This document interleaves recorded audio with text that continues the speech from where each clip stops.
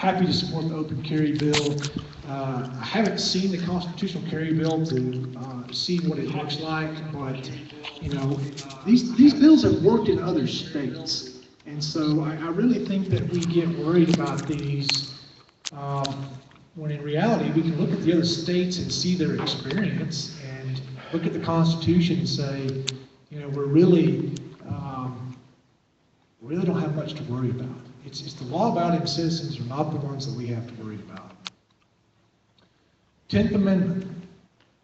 As a practical matter, how do we exercise that 10th Amendment right? That says that states, that all the rights that aren't given to the federal government are kept to the states, right? So how do we exercise that as a practical matter? And it goes back to, a good example is the gun bills. You remember when the Brady Act came out a number of years ago? A bunch of new regulations, and some of the new federal rules in there required states to do some things on guns that states didn't want to do. So a case went up to the Supreme Court, and it was called Prince v. U.S. And basically, the Supreme Court ruled and said, federal government, if you pass a rule and you can't make the states use their law enforcement and their resources to enforce it if they don't want to, right? You can't just deputize every sheriff and constable and police officer in Texas to enforce your federal gun rules. So as a practical matter, you can essentially nullify what the federal government has done by passing a law like we did in the House last time, which got killed in the Senate. And we're going to run it again. It says, federal government, you have federal gun laws? Fine. You can't use any state resources to enforce them. So as a practical matter, how many FBI agents are there in East Texas? How many U.S. Marshals? You know, if you took off your shoes and your hands, you could probably get them counted pretty quick. So as a practical matter, they're not going to be able to do anything with it. They can't use our jails.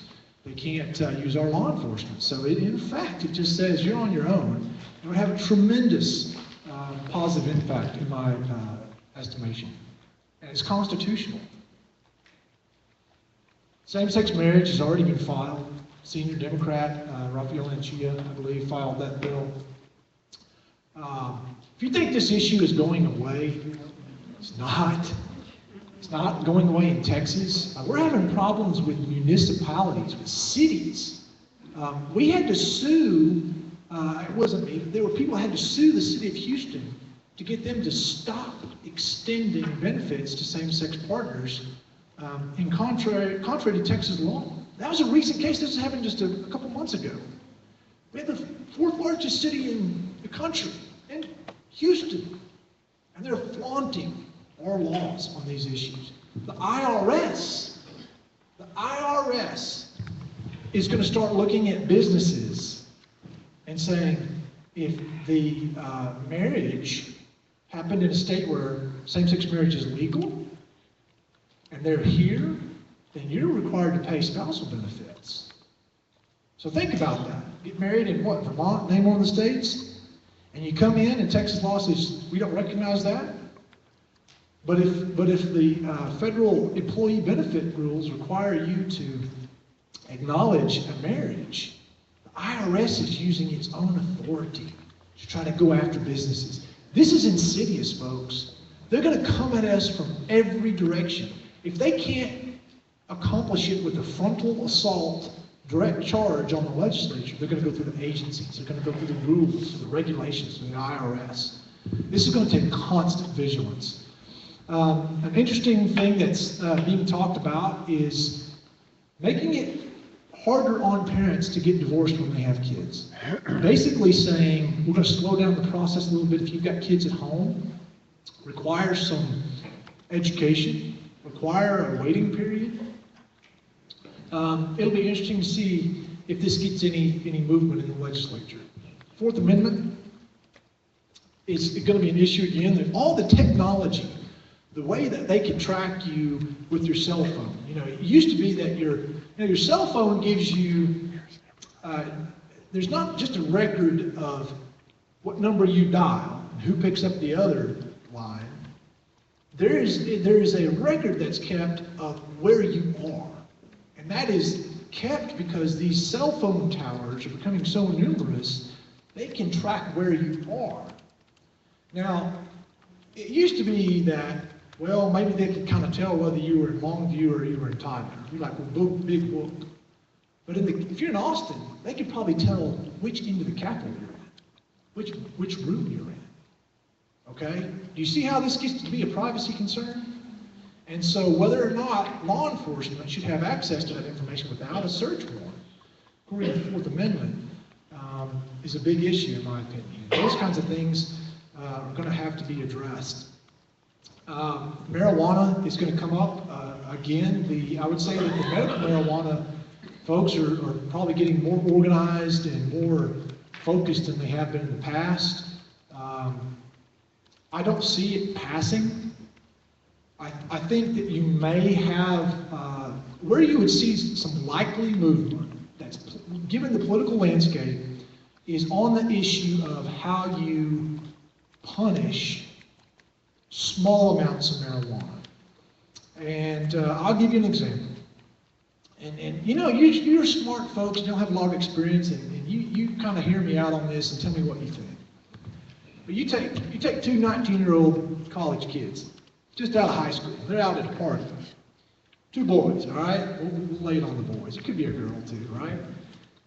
One of them's got to fit the whiskey. Both of them have vehicles. One of them's got to fit the whiskey.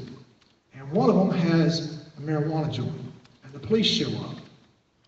What is the penalty for the one with fit the whiskey?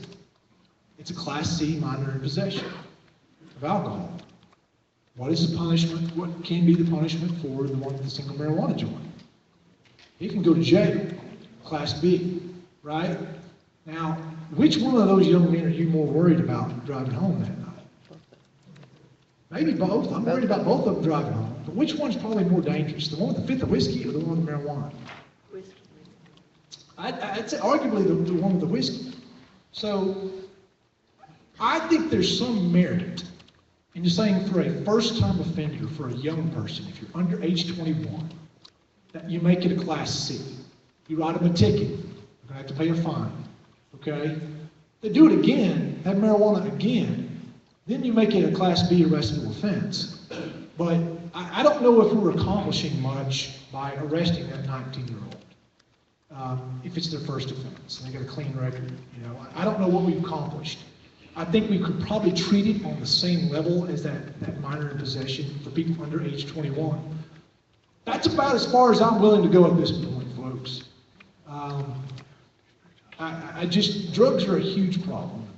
They destroy a lot of lives, and you can make a libertarian argument on this, but you know that argument for legalizing all drugs, I just don't know if we need more legal intoxicants than we already have. We already have a lot of them. And the more we make available, the more people are going to use them, and the more young people are going to get their hands on them. What are my priorities? Let me tell you something. Declaration of Independence. Life. Liberty. Pursuit of happiness. You get liberty in the pursuit of happiness if you don't have life. And you see this image of my daughter at 32 weeks in the womb. We couldn't get her to move her hand away from her face. But she did smile while we were watching. That matters to me. That matters to me. And I think it matters to God. You know, John Quincy Adams, our 6th president, the son of our 2nd president, John Adams, he had a remarkable career as a statesman and a public servant. Had experiences nobody will ever have. Made it into the presidency. And had kind of lost touch with the average folks and didn't have a very remarkable presidency. Didn't get much done. And he kind of went home. And instead of disengaging from public life, he took his thorough understanding of the Constitution. He took his deep faith in God. And his people said, our congressman's retiring. Will you go back to Congress? It'd be like if Larry Goldberg had been president and comes back to Tyler. We say, will you go to Congress? Go to the House of Representatives? So the former president goes to the House of Representatives. And John Quincy Adams What did he do? He advocated over and over and over again in the U.S. House of Representatives, which was controlled by Southerners who wanted slavery. And John Adams would stand up and rail against slavery. And he would say, he had this famous refrain that he would repeat over and over. He would say, Mr. Speaker, I do believe that slavery is a sin in the sight of God and man. And you ever heard of the gag rule?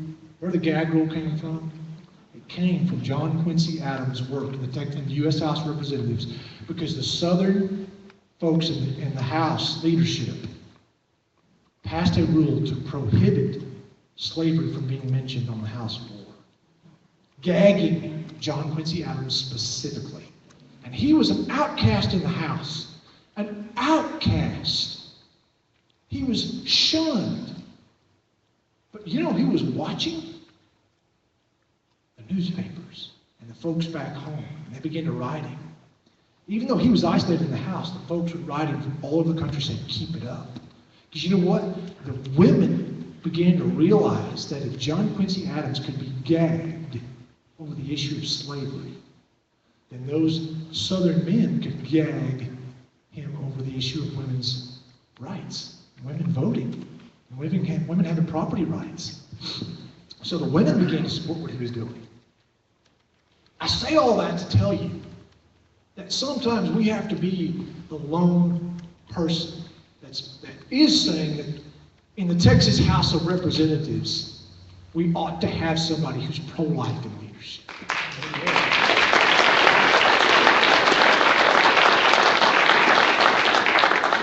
We've got a long way to go on this issue still. You know, our bill banning abortion at 20 weeks is going to go to the Supreme Court. The battle's not over, folks. They're fighting tooth and nail to defeat this in court. I'm going to talk to you about some of the bills I'm going to file. We're going to file a bill dealing with abortion reporting. It seems like an obscure thing, but if there's ever a place that I am for more regulation, it is on the abortion industry. And we have an archaic reporting system where these clinics report abortions by paper. And they can do it up to 13 months after the fact. And so we really don't have a good idea for how many are being aborted, when they're being aborted until long afterwards. New York City does it monthly electronically. I'm just trying to bring us up to standards with New York City. I got a hearing in the Texas House last time on my bill. Had a lot of support for it. But Chairman Cook would not give me a vote. And I'm going to be asking him for it again. Now there's a lot of other bills that are going to be filed, but we've got this little corner of the debate, and we're going after it.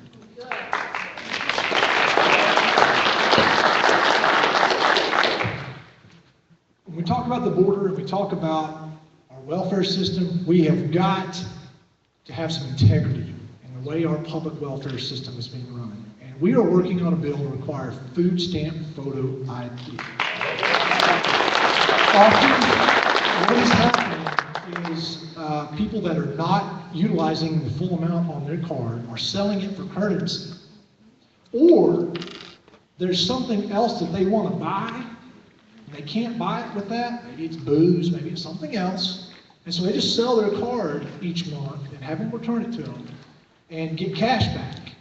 That's not the way it's supposed to be run. So I'm going to do what Massachusetts did. And if it's good enough for them, it's good enough for us. Put your photo ID on there. And give them, and also put the fraud hotline up there, and a message that says, this benefit paid for by U.S. taxpayers. Right on there. So that bill's in the drafting phase, and we hope to get that filed soon. So is there a problem? Yeah, just the numbers we're getting, and we're waiting on the numbers for Smith County. Do we have them yet, Jed? Not yet. We don't have the numbers for Smith County yet, but look at these numbers. Look how it's jumped from 2013, and these are just the ones they're catching, folks. 14 million in 2013, up to over 20 million this year. But look at where the big abusers are. It's the big counties and it's the border counties. Webb, Hidalgo, El Paso, Dallas, Tarrant. Do you think there's some food stamp fraud going on the border? There's some numbers right there that prove it. It's a lot of money, folks. That would have funded the border. That would have funded another 2 months of the guard on the border right there. All right. I'm a policy wonk a little bit, okay? I like to get down and look at the nitty-gritty of what's happening. How many of you are familiar with the half-cent sales tax corporations around the state? They're called the Economic Development Corporations. We have one in Tyler. We have a Type B program. Back in the 90s, the legislature said, some of these states are giving business incentives to people. We need something for our cities to be able to compete. Wasn't around then, okay? I was playing football in high school. And they said, you're going to give your local cities the ability to raise their sales tax by up to, within their cap, up to a full penny, half cent, whether it's the Type A or Type B. Type A corporation was more towards manufacturing, B is more towards retail. And you can start collecting this local sales tax and using it to give business incentives, to build the business park, to give a company something for job training, or to buy a new piece of machinery. Different types of things they can do with it. And there's a book about that thick on what all they can and can't do. But the main hook of this is it has to go to jobs and job creation. And that restriction is becoming a problem. And let me explain to you why. Let's use Tyler and Longview as an example. And I don't even know if this is accurate. Well, I'll use Abilene and Snangelo. You know where Abilene and Snangelo are? Out there in West Texas, close to each other, kind of like Tyler and Longview. Let's say Abilene started one. And they started collecting half cent. And they piled up some money in their account. And a business was coming in. Maybe it was a new Lowe's or some big box store. And they wanted to either come to Snangelo or Abilene. Abilene said, look, we've got this fund. We can build the park for you. We can lay the lines for you. We can do your driveway for you. And they said, all right, we're going to Abilene. What did Snangelo do after that happened? They're going to get one. They're going to raise their taxes. So what happened is over the years, everybody has the same lure and is fishing in the same pond. So now, if you're that big box store and you're looking at coming to Abilene or Snangelo, they both got a pot of money to give you some incentives. So what do you look at? Do you look at that? What do you look at? Their streets, their water system, their schools, their infrastructure to see whether they're going to be a good place to do business. So it's become a push. It's kind of been a wash now. So what has been happening with these funds? We have watched these funds pile up around the state, unencumbered and unspent. Almost $1 billion. $919.6 million sitting in these accounts in these different cities around the state. That's almost $1 billion of tax money. Now, don't you think we need to raise taxes? You see why my head just explodes when I hear somebody say we need to raise the gas tax? We need to raise taxes for roads? Heck no, we're not doing a good job of utilizing the money that's sitting around the state. So we have filed a bill that's going to say, City of Tyler, City of whatever, you can have a local election, and now you will be permitted to use that money on streets, sewer, water, infrastructure. And if you want to be able to pay down your property tax rate with that money, you can do that. You want some property tax relief? Yeah. Start using sales tax to pay for some streets and what? And is it raising taxes? Nope. It's already there. Can they do away with the taxes they want to? Yep. Is it a local decision? Yep. Is it real money? Oh yeah. It's a lot of money around the state. Now you might think, well, City of Tyler is already kind of doing that. Well, they do. They sometimes are very creative in the way they do it, and they do a pretty good job. But let me tell you, a lot of cities don't. Amarillo is sitting on millions of dollars. Do you know that Amarillo has an unemployment rate of like 3 or 4%? They've got the nuclear weapons disassembly plant there. They've got Bell Helicopter, Textron. They make the V-22 Osprey. They have phenomenal employment in Amarillo, Texas. But do they have problems with sewer and water? Yeah. But they're sitting on huge sums of money. And the Economic Development Corporation people do not like my bill. They can't stand it. But we're taking a run at it again. And it will be a local decision and a way to have better stewardship over existing sales tax dollars in the state of Texas. Second Amendment rights. Some of the problems that we've seen is the occupations code. The private security guys have said, you can't even volunteer to do private security if you've got to go. Violation of the occupations code. So when some of our churches have come to us and said, our deacons would like to concealed carry, where our little kids are getting picked up from church or picked up from our church schools, or on Sunday morning, to have a little bit of coordination. This Sunday you've got this entrance, you've got that entrance. That violates the private security code in Texas. And so we are trying to get that changed. We've had some problems with Representative Fletcher. I'll say his name. We've had some problems with Representative Fletcher, who claims to be a big gun guy, but he, in his private endeavors, is a private security company man, and doesn't like my bill. But this bill simply is going to say, if you're a church, you're a private school, you're a nonprofit, and you want your own people to pull security, they have a constitutional right to do that, and you can't. They're not doing it for money. They're not running a business. They're not running the private security business. Let them do it. More freedom. Stay out of our church business. Stay out of our private school business.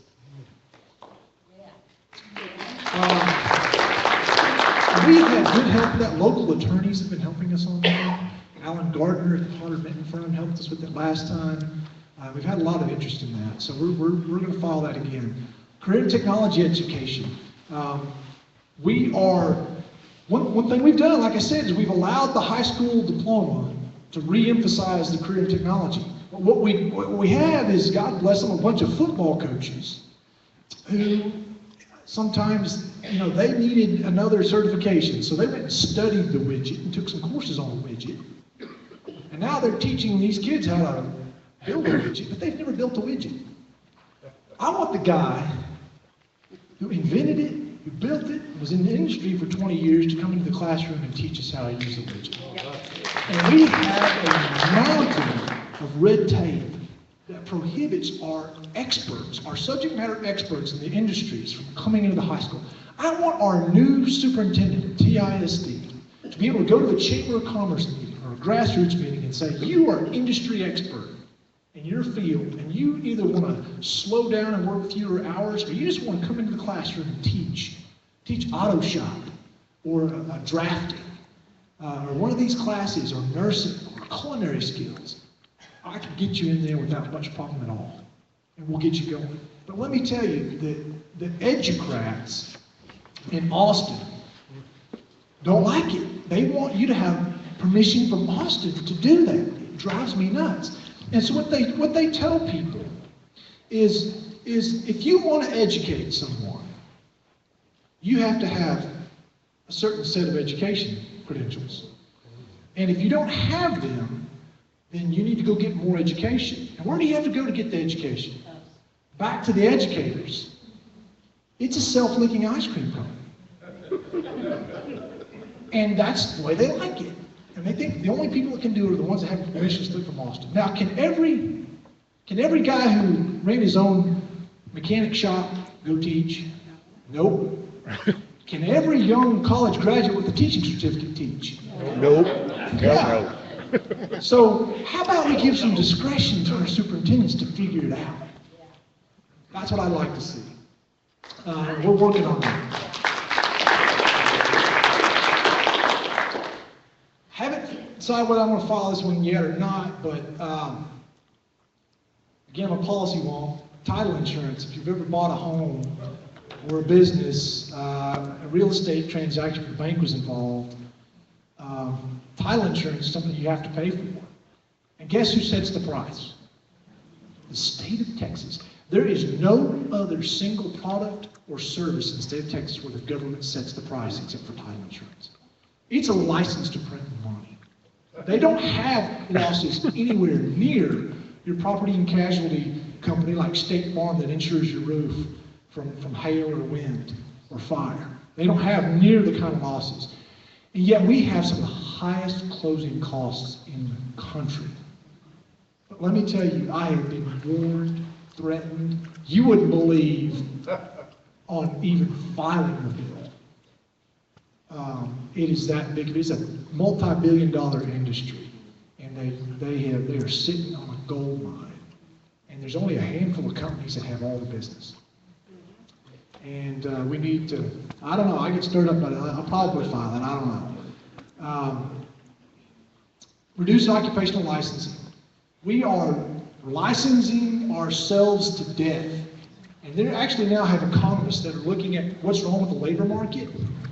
You look at older people. You take somebody who's older and they lose their job or their industry goes away and they want to quickly move into something else that can bring in some money each month.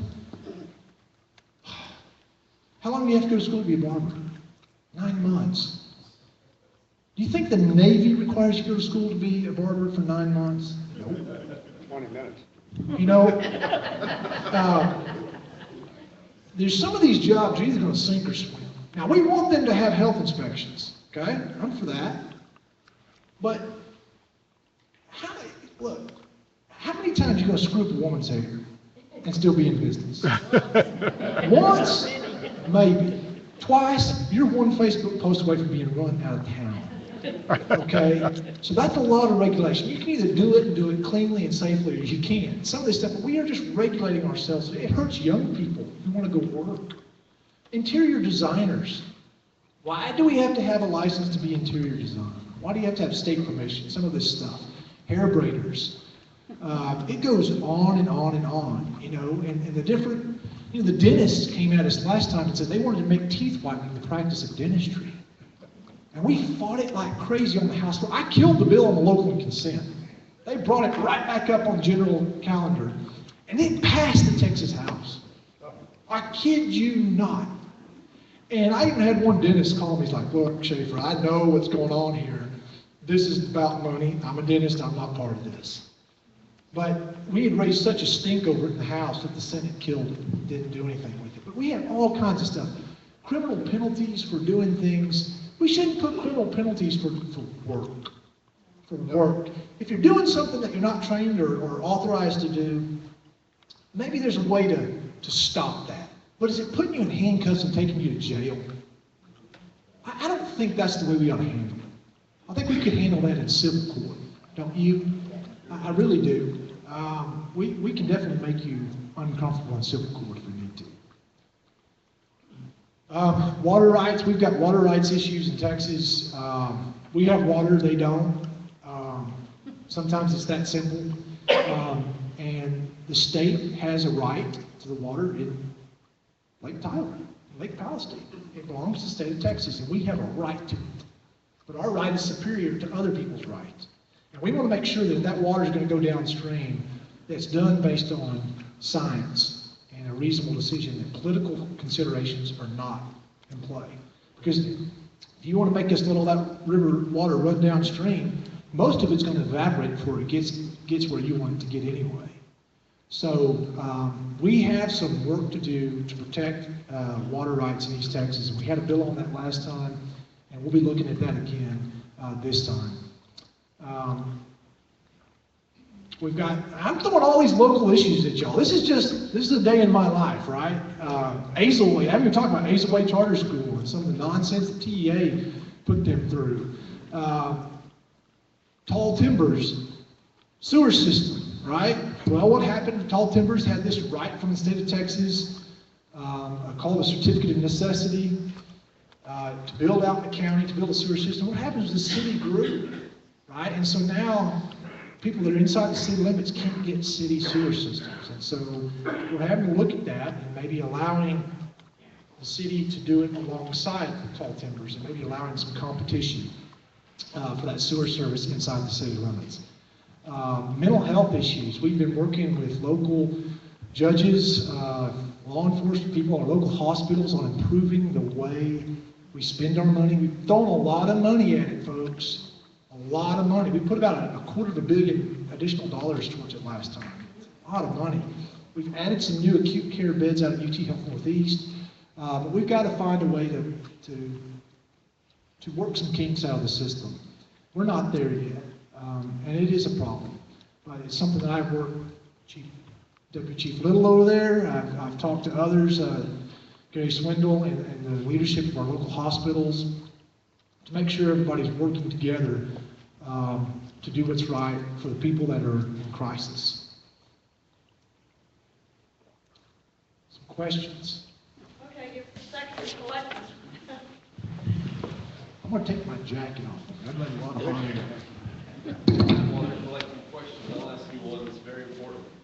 Any ideas for a name for baby Schaefer? My mother's name is Elaine. My mother-in-law's name is Jelaine. They're constantly questioning us about the name, and so we say, her name is Elaine Schaefer. There you go.